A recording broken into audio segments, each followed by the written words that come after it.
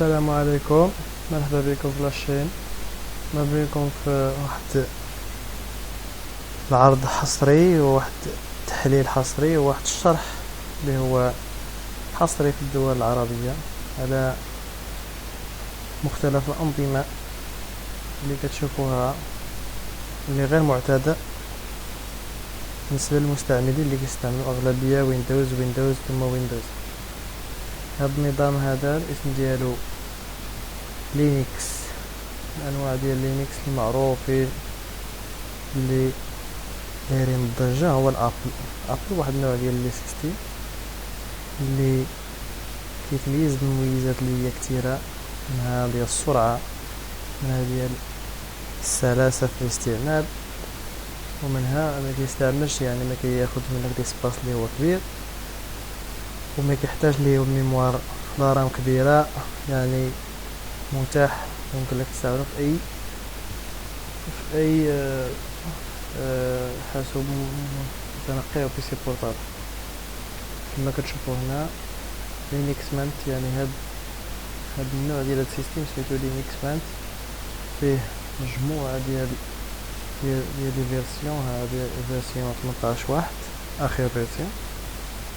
هذه الفيرسيون هذه مع بروسيسور ديال 4 جيجا ديال واحد الكور ديال اي 3، يعني من احسن لي سيستيم بواحد الدرجه ما تخيلهاش، سريع وما كيتبلونطا ما والو. ما كنظنش انه غادي هذا المميزات ديالو مميزات ديال جميع النسخ، يعني كيتوفر على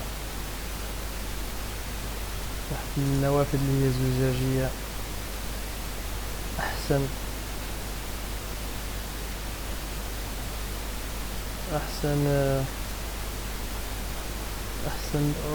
رؤيه. يمكن لك تضيف اي لحظه تتحكم بكل سهوله بالسحب احد الاطراف كما كتشوف.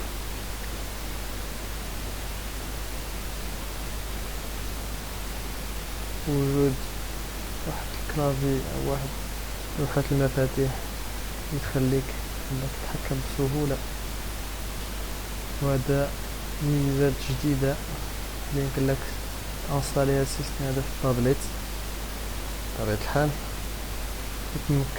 كيتوفر على واحد الديبو يمكن لك تحمل فيه مجموعة ديال لي بروغرام، منها اوبيرا، منها لي نافيغاتور، منها مجموعة ديال لي بروغرام كما كتشوف هنا، فايرفوكس، جيت. هذا بالنسبة مشابه الفوتوشوب، وكل مجاني اوفيس بطبيعة الحال. مجموعة من القارئين ولي زاكسيسوار. كنصح بهذا السيستم هذا كأحسن سيستمات، وداعونا من الويندوز الفاشل، الثغرات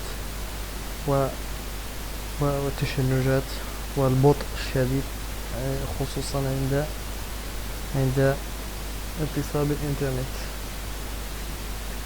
كما كتشوفوا هنا قوائم شار